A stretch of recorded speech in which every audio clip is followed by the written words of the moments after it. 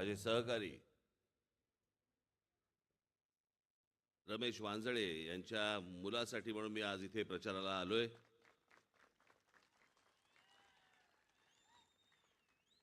मयुरेशला जेव्हा मी बघितलं पहिल्यांदा,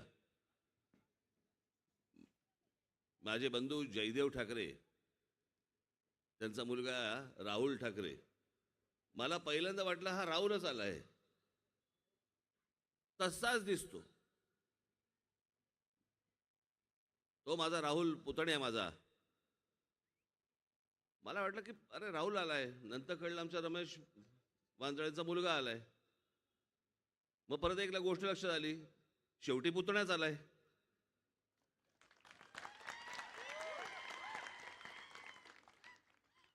मला तो दिवस अजूनही आठवतोय मला. आमचा रमेश शेवटचं जे कोणाशी बोलला असेल ते तो माझ्याशी बोलला.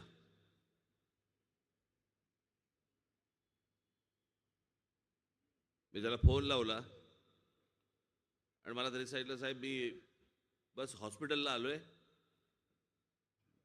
MRI काढायला.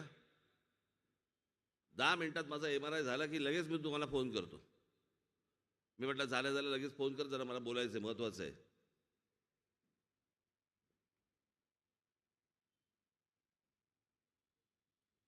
आणि 15 मिनिटांनी 20 मिनिटांनी मला फोन आला की आमचा रमेश गेला.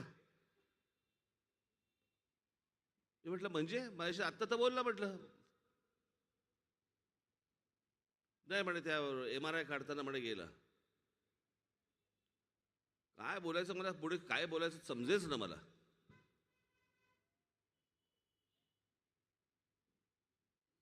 बाकीचे अनेक जण मला सोडून गेले, पण आज रमेश असता, आज रमेश माझ्या बरोबर असता.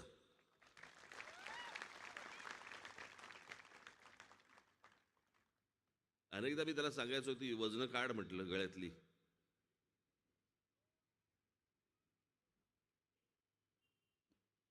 तो माझ्या समोर कधी घालायचं नाही, बाहेर जाताना घालायचं.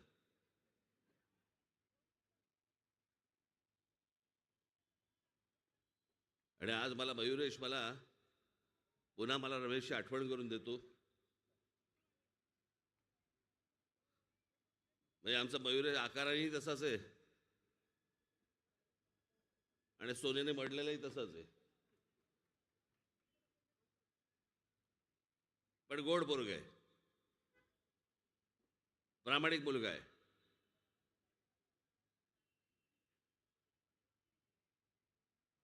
म्हणजे आज हे तुम्ही परत मतदान कराल, ते महाराष्ट्र नवनिर्माण सेनेला तर करालच कराल, पण ते मतदान करताना तुम्हाला असं वाटेल आपण परत रमेश वांजळेसाठीच मतदान करतो.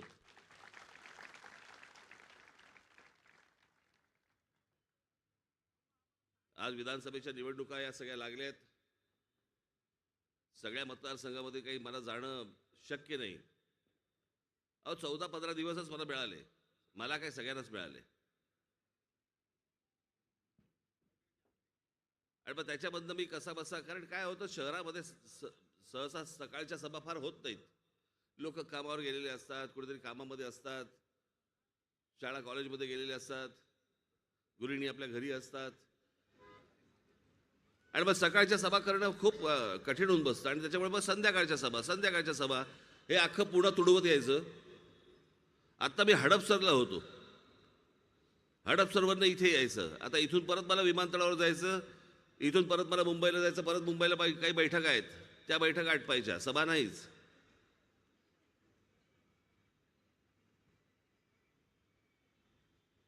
पण एवढ्या सगळ्या सभा घेत असताना मला मयुरेशसाठी सभा द्यायचीच होती.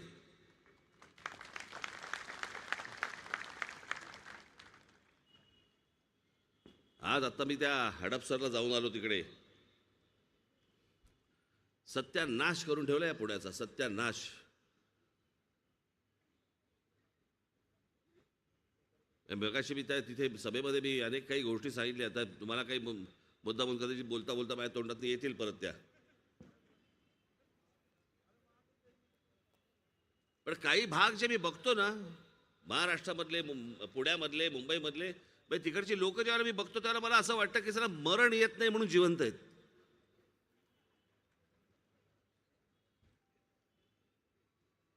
हे काय रोजचं जगणं आहे का हो, मला जरा सांगा. शहर कशाला म्हणतात बरं? हे तुम्ही या सगळ्या गोष्टींची तुम्हाला सवय लागली पाहिजे. तुम्ही जर म्हणत असाल की नाही जायला दे तर चालू देत, तर मग काय राजकारणात तेच पाहिजे.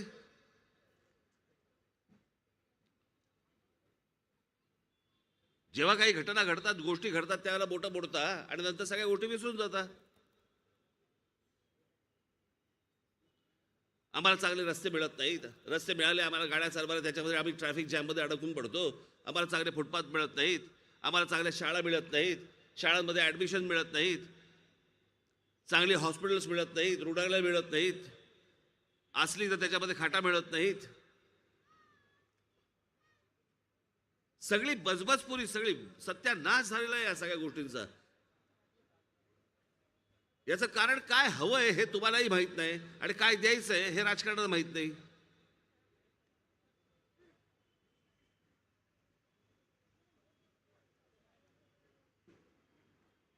आज तुम्हाला एक एक अवयव फुटलेला आहे, तुम्हाला कल्पना असेल. तो सगळ्यांना एक अवयव फुटला आहे, त्याचं नाव आहे मोबाईल फोन. एकदा त्या मोबाईल फोनवरती ना जाऊन एकदा जग बघा.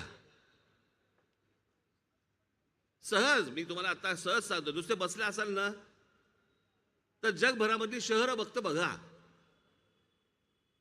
कशा प्रकारची शहरं आहेत, कशा प्रकारची शांतता आहे, कशा प्रकारची त्यांची हॉस्पिटल्स आहेत, कशा प्रकारचे त्यांचे फुटपाथ आहेत, कशा प्रकारचा त्यांचा ट्रॅफिक आहे, कशा प्रकारच्या शाळा आहेत, त्या कशा प्रकारच्या शाळांमध्ये शिक्षण दिलं जातं. अहो, रोजच्या जर गरजा तुमच्या संपल्या नाही तर माझा तरुण, माझ्या तरुणी हे नवीन स्वप्न पाहतील कशी?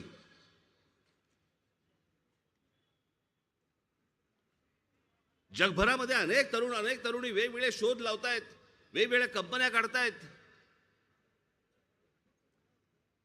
आणि आमच्याकडे रोजच्याच गरजा पुरवता पुरवता म्हणजे त्यातनं वाट काढता काढताच आमची नाकी नऊ येते. नवीन स्वप्न बघणार कुठून? आमच्याकडे काय गिनीज बुक ऑफ वर्ल्ड रेकॉर्डमध्ये आमच्या भारताचे लोक कोण? नखं वाढवलेले आणि मिशा वाढवलेले. त्याला अक्कल लागत नाही. कापली नाही की वाढत जातात.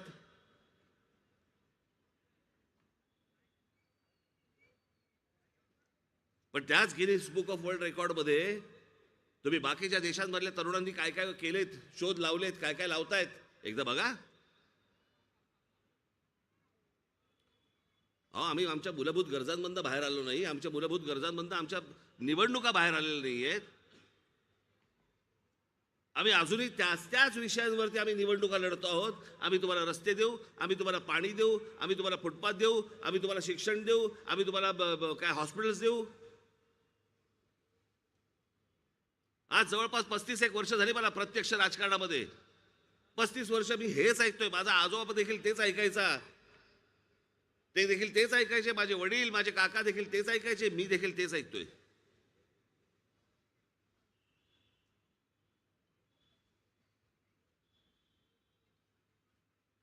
हे विषय एकदाचे संपणार आहेत की नाही संपणार आहेत? बरं, हे विषय काही रॉकेट सायन्स नाहीये. पण त्या बाबतीत का सुटत नाहीयेत? कारण तुम्ही रागावत नाही, तुम्ही चिडत नाही, तुम्हाला या गोष्टी समजत नाहीत. तुम्ही ज्या लोकांना निवडून देता त्यांना हे प्रश्न विचारत नाहीत. म्हणून अजूनही तेच प्रश्न सुरू आहेत. आणि या मूलभूत गरजा ज्या आहेत, या मूलभूत गरजांकडे तुमचं लक्ष जाऊ नये म्हणून या सगळ्या राजकारण्यांनी एक गोष्ट काढलेली आहे. काय काढली आहे? तुम्हाला जाती जातीमध्ये विभागून टाका, जाती जातीमध्ये द्वेष निर्माण करा. हा या जातीचा, तो त्या जाती. अहो, तुम्ही काय घेऊन बसलात तुमच्या जाती? आम्ही महापुरुष जातीमध्ये विभागून टाकले. आमचे शिवछत्रपती कोणाचे? मराठ्यांचे. बाबासाहेब आंबेडकर कोणाचे? आमचे दलितांचे. आमचे ज्योतिराव फुले कोणाचे? माळ्यांचे. आमचे लोकमान्य टिळक कोणाचे? आमचे ब्राह्मणांचे.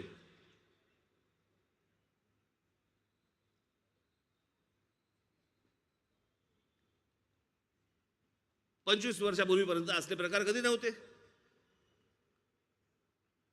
कोणाच्या मनात पण यायचं नाही. मी आत्ताच हडपसरला एक गोष्ट सांगितली, मुद्दामून तुम्हाला सांगतोय.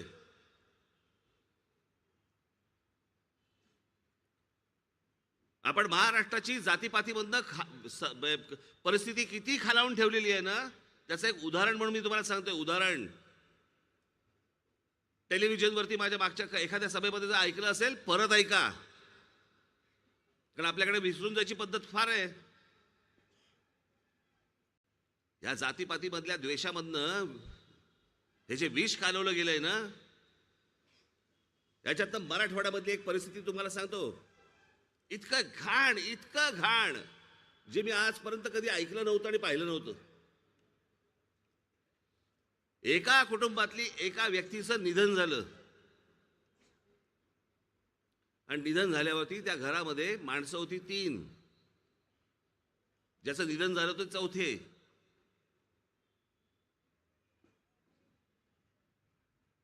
तिरडी उचलायला 4था खांदा मिळेना. घराच्या बाहेर दुसऱ्या समाजाचे लोक राहत होते. एरवी खेळीमेळीने राहणारे गेल्या 5-10 वर्षामध्ये, खास करून 5 वर्षात एकमेकांचा द्वेष करायला लागले. द्वेष.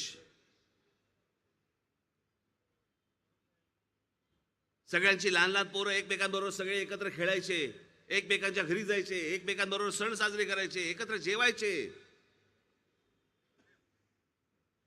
मी मुद्दामून तुम्हाला जात सांगणार नाहीये कुठची, पण ज्या समाजाकडे निधन झालं होतं त्याच्याकडे तिरडी पकडायला 4था खांदा नव्हता. घराच्या आजूबाजूला दुसऱ्या समाजातले लोक होते, कोणी खांदा द्यायला आलं नाही. नातेवाईकांची वाट बघत बसले. 6 तासानंतर नातेवाईक आले आणि त्याच्यानंतर तिरडी उचलली गेली आणि मग स्मशानात गेले. असा महाराष्ट्र पाहिजे आपल्याला.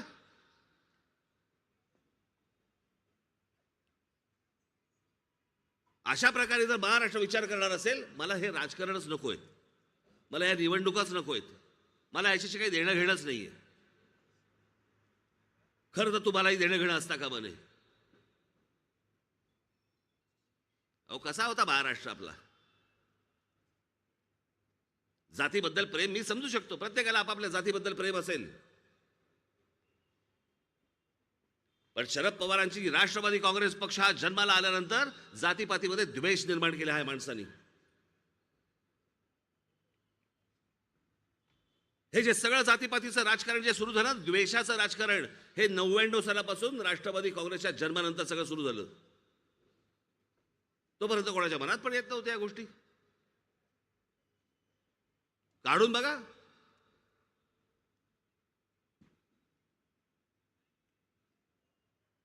मी आत्ताच एक उदाहरण दिलं आमच्या शिवछत्रपतींचं. आमच्या निधन झाल्यानंतर तिकडे एक समाधी बांधली गेली. आत्ता होती तशी नव्हे, रायगडावर. मग कोणी मूर्ख तिकडे गेले.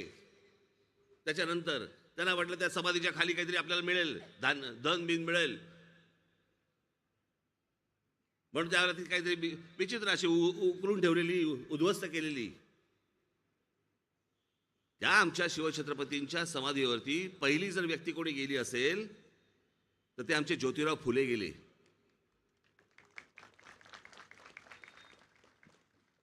त्यांनी ती सगळी अवस्था बघितली, परिस्थिती पाहिली, आणि ती परिस्थिती पाहिल्यानंतर त्यांनी तिकडे म्हणाले की मी ज्या 18 पगड जातींना समाजाला बरोबर घेऊन तुम्ही स्वराज्याची स्थापना केली,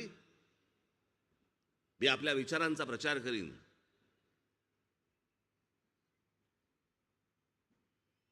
महात्मा ज्योतिराव फुले यांच्या नंतर त्या समाधीवरती जर कोणी गेलं असेल तर ते आमचे लोकमान्य बाळ गंगाधर टिळक. एक माळी समाजाचा समाधी कोणाची? मराठा समाजातल्या माणसाची. दुसरा माणूस कोण गेला? तिसरा ब्राह्मण समाजातला. याचं कारण कोण कुठच्या जातीचा आहे असा विचार मनामध्ये पण येत नसे. हा महाराष्ट्र घडवला कोणी? हा महाराष्ट्र उभा कोणी केला? या महाराष्ट्राला विचार कोणी दिला? हे प्रत्येक समाजातल्या व्यक्तीला माहिती होतं. आमच्या शिवछत्रपतींनी दिला. या महाराष्ट्राला ओळख कोणी करून दिली? या शिवछत्रपतींनी करून दिली.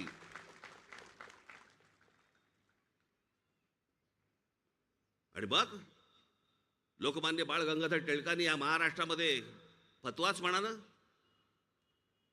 तो काढल्यानंतर वेगवेगळ्या जाती धर्मातल्या सर्व लोकांनी पैसे उभे केले, ते एका बँकेमध्ये आले आणि त्याच्यानंतर शिवछत्रपतींची रायगडावरती समाधी उभी राहिली. ती समाधी उभी राहताना अनेक जातींचा समावेश आहे त्याच्यामध्ये, अनेक जातीतल्या लोकांच्या पैशाचा समावेश आहे, कुठच्या एका समाजाचा नाहीये. हो, हा महाराष्ट्र, ज्याला देशाला दिशा देणारा महाराष्ट्र म्हणतो ना, तो हा महाराष्ट्र. आणि आम्ही खितपत कशामध्ये पडलोय? आमचं कुठच्याही गोष्टींकडे लक्ष नाही, आम्ही जगतोय कसे आम्हाला कळत नाहीये, पण आम्ही दुसऱ्या जातीचा द्वेष करायला तयार झालोय. ही आमची शहरं वाढतायत, या शहरामध्ये कोण येते, कोण जाते, कोण काय करते, आम्हाला पत्ता नाहीये. या आत्ता ज्या बाई हडपसर मधनं मी आलो, तिथे आयसिसचे अतिरेकी सापडलेत, सीबीचे अतिरेकी सापडलेत. सापडलेले तर वेगळे, असतील किती अजून या मोहल्ल्यांमध्ये. अहो, आमच्या खाली लागलाय बुडाखाली बॉम्ब, त्याच्याकडे लक्ष द्यायला मला वेळ नाहीये. आम्ही पडलोय कशामध्ये? ज्यांच्याबरोबर आजपर्यंत आम्ही खेळीमेळीने वागलो, त्या आम्ही एकमेकांबरोबर जातीने भांडतोय.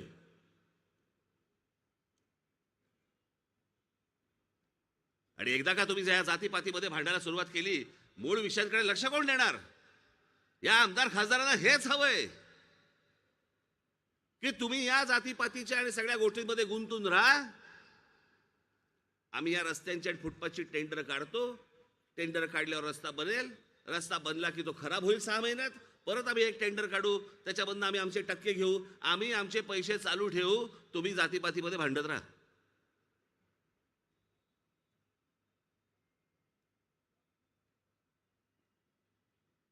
कधी बघणार होता पण नवीन स्वप्न?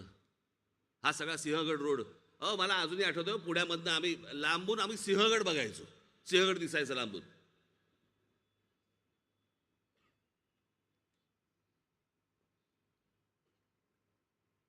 आज 50-60चे जे लोक असतील त्यांना हे जर प्रश्न विचारले ना की आत्ताचं पुणे आवडते का जुनं पुणे आवडते, जुनं पुणे म्हणतात.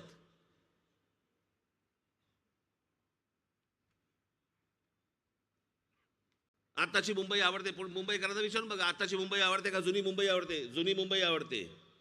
ठाणेकरांना विचारून बघा आताचं ठाणं आवडतं का जुनं ठाणं आवडतं, जुनं ठाणं आवडतं. आताचं नाशिक आवडतं का जुनं नाशिक आवडतं, आताचं नागपूर आवडतं का नाही जुनं नागपूर आवडतं. मग आपण प्रगती केली का अधोगती? आपण विकास केला का सत्यानाश? मग आजपर्यंत ह्या सगळ्या लोकांना जे रांगेमध्ये उभे राहून जे मतदान केलं, हे कशासाठी केलं आणि कोणासाठी केलं? तुमचं जीणं हराम करून ठेवलेल्या लोकांसाठी तुम्ही रांगेमध्ये उभे राहताय, उन्हातानामध्ये उभे राहताय, आणि याचं आपल्याला काहीच वाटत नाही. आज आपल्या पुण्यामधली अनेक मुलं, मुंबईमधली अनेक मुलं हा देश सोडून परदेशात चाललेत, देश सोडून निघालेत. का? शिक्षण तर त्यांना इथेही मिळू शकतं, नोकऱ्या तर त्यांना इथेही मिळू शकतात. ही मुलं का सोडून चाललीत देश? ही मुलं परदेशात का चालली आहेत? आणि याचं एकमेव कारण सभोवतालचं वातावरण. वातावरण इतकं घाणेरडं आहे, आजूबाजूला गोंगाट, रस्त्याने चालता येत नाही, कुठची शांतता नाही, एकमेकांकडे जातीच्या द्वेषाने बघायचं. या असला महाराष्ट्र, या असल्या महाराष्ट्रासाठी म्हणून ही माणसं झगडली का रे? मी जो महाराष्ट्राचा विकास बघतोय, मी महाराष्ट्राचं जे एक विजन बघतोय, मी महाराष्ट्राचं एक स्वप्न बघतोय, मला कुठच्या खुर्चीचा सोच नाही हो की माझ्या गळ्यामध्ये मुख्यमंत्री पदाची बाळ पडली पाहिजे, त्याच्यासाठी नाही करत मी. माझी इच्छा आहे, माझं ते स्वप्न आहे की ज्या हिंद प्रांतावरती ज्या आमच्या मराठेशाहीने साम्राज्य गाजवलं, राज्य गाजवलं, ते गतवैभव पुन्हा एकदा महाराष्ट्रामध्ये मला आणायची इच्छा आहे माझी.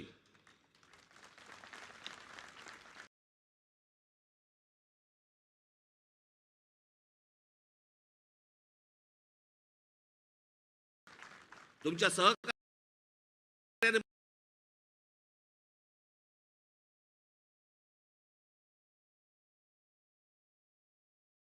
ते आणायचंय. तुमच्या स्वप्नामध्ये नवा महाराष्ट्र दिसला पाहिजे. हे स्वतःच्या स्वार्थासाठी म्हणून जे तुम्हाला चिखलामध्ये घालतायत ना, यांच्यापासून तुम्ही बाहेर आलं पाहिजे. ह्यांना चिखलात घाला.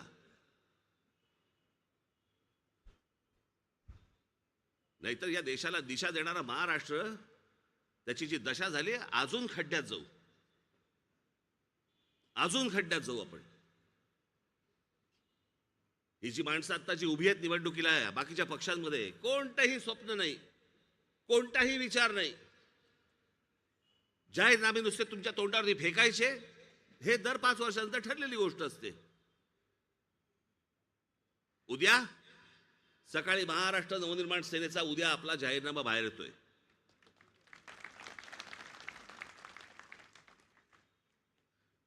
माझ्या खरं तर पुढच्या वाक्याला तुमच्या टाळ्या यायला पाहिजे होत्या. याचं कारण असे, कारण हा पहिला या महाराष्ट्रामधला जाहीरनामा आहे ज्याच्यामध्ये आपण महाराष्ट्रातल्या प्रश्नांची उत्तरं, हे सोडवायचे कसे प्रश्न, ते देखील आपण त्या उद्याच्या जाहीरनाम्यामध्ये देतोय.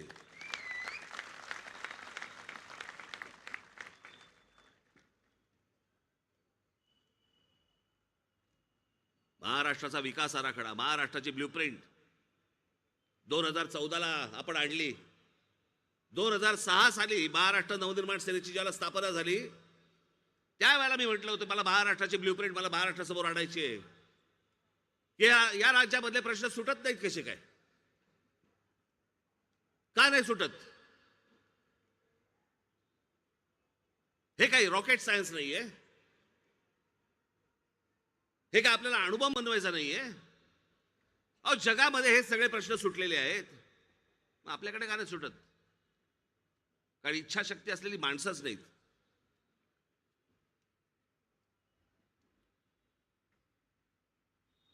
शरद पवार साहेबांच्या बारामतीमध्ये जा, बारामती तालुक्यामध्ये जा, आणि त्या तालुक्यामध्ये गेल्यानंतर तुमच्या लक्षात येईल की किती इंडस्ट्रीज शरद पवार साहेबांनी त्या तालुक्यामध्ये आणलेले आहेत.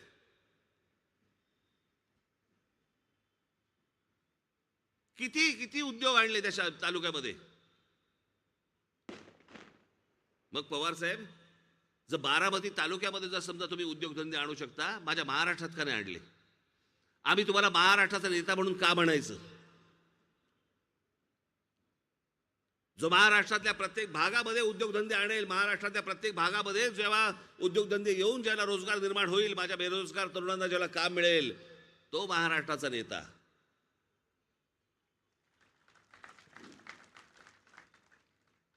स्वतःच्या तालुक्यामध्ये विकास करणं हा तालुक्याचा नेता.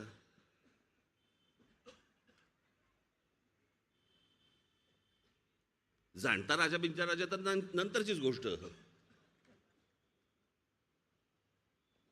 पण मी एक महाराष्ट्राचं स्वप्न पाहतोय,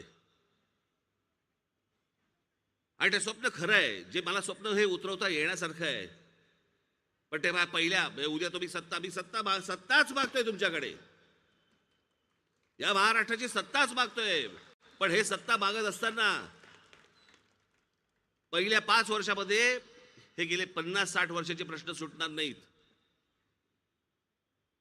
मी तुम्हाला मुद्दा म्हणून आत्ताच सांगून ठेवतोय. पण पहिल्या 5 वर्षामध्ये तुमच्या हे लक्षात येईल की या सगळ्या प्रश्नांना हात घातला गेलाय. हे प्रश्न सोडवण्याच्या मार्गावरती आहेत. तुम्हाला त्याच्या पुढची पण 5 वर्ष तुम्ही स्वतःहून द्याल. तुम्ही एकदा कधीतरी नाशिकमध्ये जाऊन या. 5 वर्ष दिली होती. त्या 5 वर्षामध्ये मी नाशिककरांचा पुढच्या 50-60 वर्षाचा पाण्याचा प्रश्न सोडून टाकला. 50-60 वर्षाचा, 5-10 वर्षाचा नाही.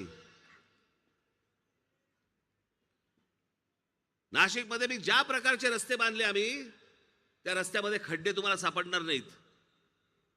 पण बाकीच्या आमच्या सगळ्या शहरांमध्ये तुम्हाला रस्त्यांमध्ये खड्डे सापडतील, नाशिकमध्ये नाही सापडणार. म्हणजे खड्ड्यांशिवायचे रस्ते होऊ शकतात. शहराचं चांगलं नियोजन होऊ शकतं. तुम्हाला चांगली शांतता लाभू शकते. तुम्हाला चांगल्या, आपल्या मुलांसाठी चांगल्या शाळा मिळू शकतात. आपल्या मुलांसाठी चांगले कॉलेजेस मिळू शकतात. तुम्हाला चांगली मार्केट्स मिळू शकतात. तुम्हाला चालायला चांगले फुटपाथ मिळू शकतात. ह्या सगळ्या गोष्टी मिळू शकतात.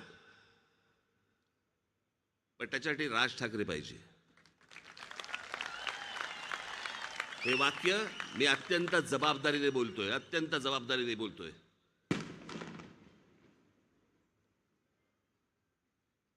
माझी आपणा सर्वांना म्हणून मी हात जोडून विनंती आहे की अनेकांना संधी दिलीत तुम्ही, अनेक तुम्ही आमदार पाहिलेत, अनेक तुम्ही खासदार पाहिलेत.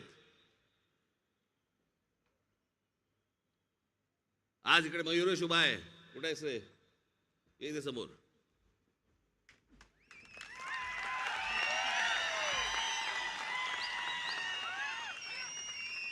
आणि आमचा उमेश जगताप कुठे? इकडे पुरंदरचा आमचा उमेदवार. हे स्वप्न पूर्ण पुढे पडशील हळू, आपल्याला जिंकायचं आहे.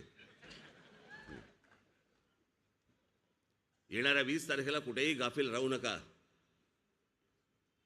ही जी माणसं येतील, जी 5-5 वर्ष ज्या प्रकारचा तमाशा करून ठेवला या लोकांनी ना, कोणी खोक्यात मोजला जातोय, कोणी विकला जातोय, कोणी कुठचा पक्ष दुसऱ्या पक्षामध्ये जातोय, काय वाटेल ते चालू आहे या महाराष्ट्रामध्ये. 5 वर्ष तुमच्या मताला काही किंमत नाहीये. तुम्ही मतदानासाठी म्हणून उभं राहायचं उन्हातानामध्ये, तुम्ही एका माणसाला मतदान करायचं आणि मग त्या माणसाने उठून दुसऱ्या पक्षात जायचं. अरे गधड्या, मग आम्ही त्याच पक्षाला दिलं असतं ना, मतदान केलं असतं ना. तो पक्ष नको म्हणून तुला मतदान केलं आणि तू त्या पक्षाबरोबर जाऊन बसला. हा सगळा जो खेळ सुरू आहे ना गेल्या 5 वर्षामधला, युती आघाड्यांचा, कोण कुठे जातंय, कोण कुठे विकला जातोय, कोण कोणाबरोबर चाललंय, काही माहित नाही. म्हणजे खऱ्या अर्थाने महाराष्ट्रामध्ये जर आज बघायला गेलं तर महाराष्ट्राची IPL झाली आहे. कोण कुठच्या संघातनं खेळतोय हेच कळत नाही आणि कुठच्या संघाबद्दल टाळ्या वाजवायच्या हे पण कळत नाही आम्हाला आता.